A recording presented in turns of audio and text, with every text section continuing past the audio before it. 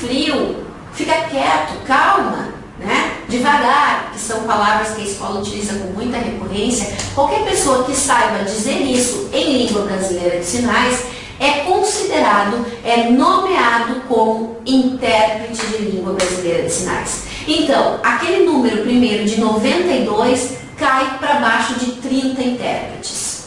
O que nós vimos também nesses intérpretes que estão nas escolas?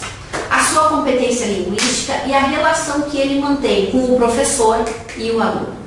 O segundo elemento importante e preocupante para nós nessa segunda pesquisa é justamente essa relação que o intérprete possui com o professor. O professor, por desconsiderar a função do intérprete, por não saber trabalhar junto com esse outro profissional, dividindo a sala, ele concorre com o intérprete. Ou, então, quando ele não concorre, ele muitas vezes atribui ao intérprete a função de professor. Nós temos, inclusive, exemplos de intérpretes que chegam para trabalhar na escola e recebem uma caixa de giz, porque aquele dia é o dia que ele vai dar aula e vai aliviar a situação do professor que está dentro da sala de aula. O que acontece? Como o intérprete, muitas vezes, é aquele que mantém um contato mais direto com o aluno surdo, porque o professor ignora aquele sujeito no sentido linguístico dessa questão, né, do ignora linguisticamente esse sujeito, o intérprete faz um laço afetivo com essa criança muito forte. E essa criança acaba, sim, ignorando muitas vezes o professor, porque ele vai se relacionar diretamente com o intérprete. As suas perguntas, as suas dúvidas escolares, ele faz diretamente ao intérprete. E o intérprete, pressionado pela condição da falta de conhecimento do professor, pela exigência do aluno e pela demanda pedagógica da aprendizagem, ele acaba muitas vezes, ao invés de fazer o papel de interpretação, tradução do professor, ele faz o papel de professor, porque ele acaba ensinando aqueles sujeitos dentro da escola o conteúdo escolar. Então, há uma confusão de papéis muito grande que acaba confundindo a situação desses alunos. A grande maioria dos alunos incluídos, eles não possuem intérpretes e também não adiantaria ter intérpretes na escola. Por quê? Porque como eles desconhecem, como eu disse e vimos na primeira pesquisa, como eles não são usuários da língua brasileira de sinais, não adianta colocar o intérprete. E aí também tem muitos argumentos políticos que nos dizem: vai ser ótimo então que o intérprete entre na escola porque ele vai ensinar Libras ao surdo. Não. Nenhum de nós, ouvintes, aprendemos a língua portuguesa, aprendemos a falar, aprendemos a nos comunicar com o outro por um intérprete. Nós mergulhamos num ambiente linguístico favorável a esse desenvolvimento e o desenvolvimento cognitivo que é decorrente do uso dessa língua. Os surdos, eles muitas vezes estão relegados a aprender a sua própria língua, que é a língua de sinais, a partir de um profissional intérprete, ou seja, não num ambiente linguístico favorável. Então, qual é a reivindicação que se faz? Se a gente deseja inclusão com dignidade, com competência, com direito à igualdade de acesso e de permanência na escola, nós lutamos sim por uma escola bilíngue. Por quê? Porque acreditamos que este é o ambiente favorável para que essa inclusão aconteça. É dando competência linguística e comunicação e condição de dizer de si, de dizer por si o que deseja ser dito, é que nós vamos conseguir colocar ouvintes, surdos e outras diferenças que nós podemos ter em condição de igualdade, de diálogo, de relacionamento uns com os outros. Portanto, essa é a grande justificativa da escola bilíngue. Escola bilíngue não como segregação, não como educação especial, não como escola especial bilíngue, mas como escola bilíngue, porque nós falamos aqui de uma segunda língua brasileira, que é a língua brasileira de sinais. Portanto, se eu tenho um usuário, repito, se eu tenho um usuário que eu reconheço a sua língua como língua oficial do país, nada mais justo para ele e legal para ele que oferecer condição de igualdade de desenvolvimento. Portanto, condição de igualdade não é estar todos no mesmo tempo, na mesma sala de aula, sem condição de desenvolvimento linguístico, mas é garantir o primeiro desenvolvimento linguístico numa escola bilíngue, para depois oferecer um outro tipo de escola, junto com ouvintes, com a presença do intérprete, cada um sabendo bem a sua função, o professor sabendo qual é a sua tarefa, que é o de ensinar, sabendo a Libras, porque é muito bom que a Libras tenha entrado nos currículos das licenciaturas, né? Então o professor sabendo pelo menos minimamente a Libras, ele também pode explicar diretamente para o aluno aquilo que ele deseja. E o intérprete ser utilizado quando a explicação for para o grande grupo.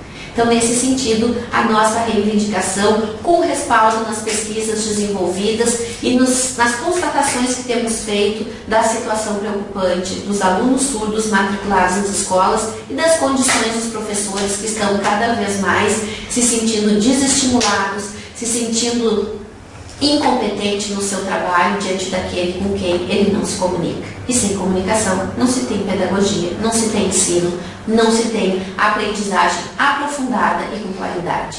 Quando eu digo isso, eu estou defendendo não uma progressão simples do aluno, que ele avança porque ele tem competências relacionais, mas porque ele tem competência de aprendizagem. Nesse sentido que se defende esse outro espaço com integridade, com exigência, com competência técnica, competência pedagógica.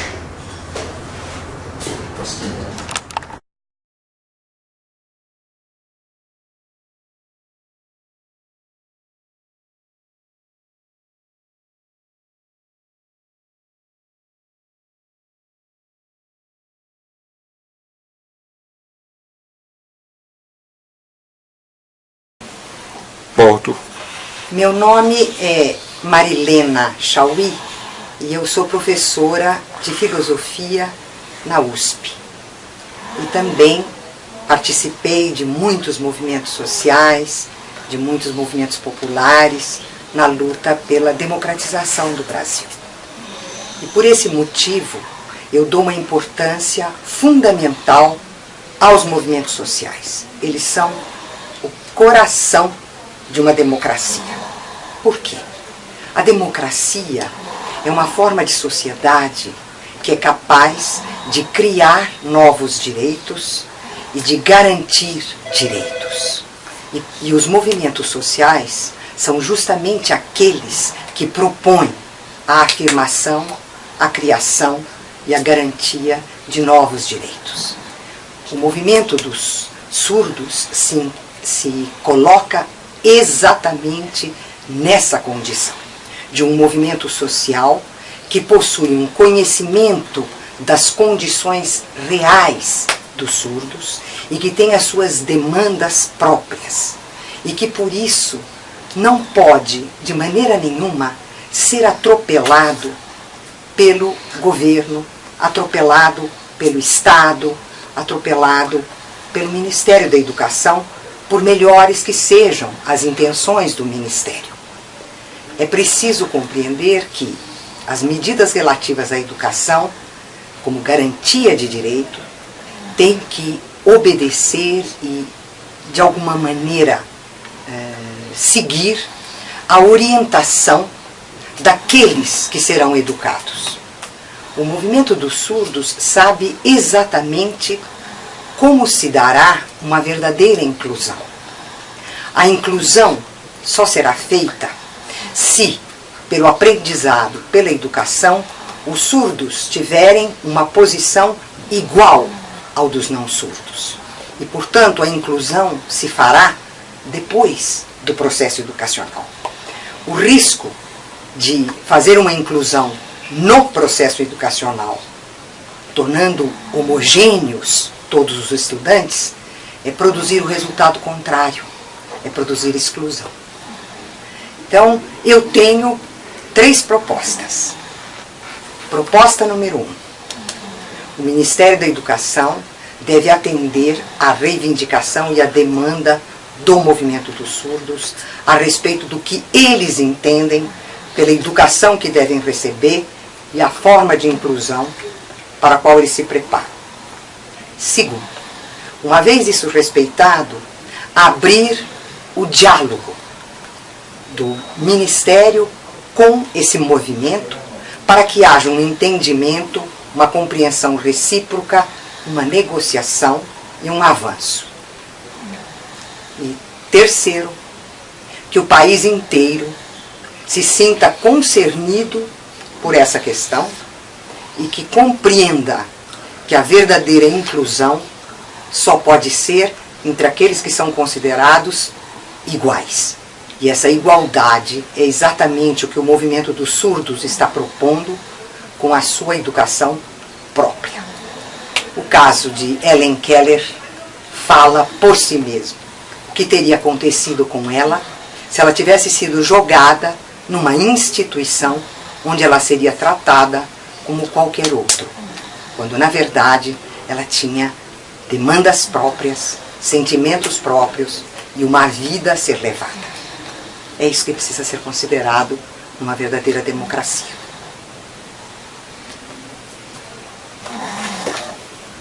Obrigado.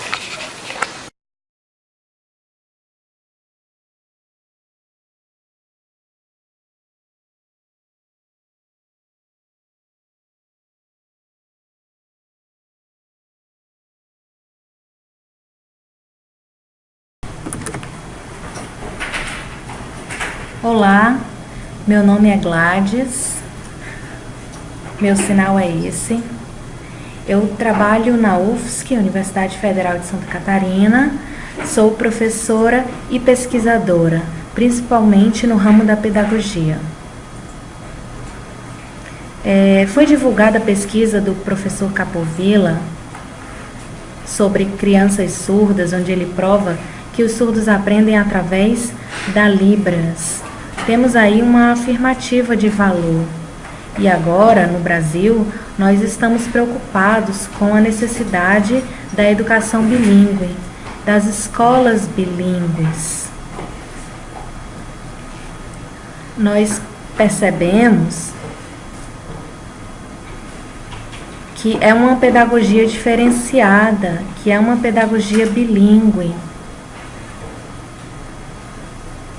E nós temos essas pesquisas diferenciadas, não apenas no mundo inteiro, mas são propostas não apenas do Brasil, mas no mundo inteiro, de que não se trata de uma pedagogia oralista, mas não é uma pedagogia oralista onde os surdos tiveram um ensino prejudicado.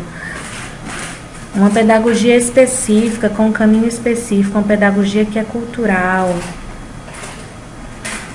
E que também os índios, os quilombolas, a educação de campo e outros grupos têm pesquisas sobre pedagogias específicas.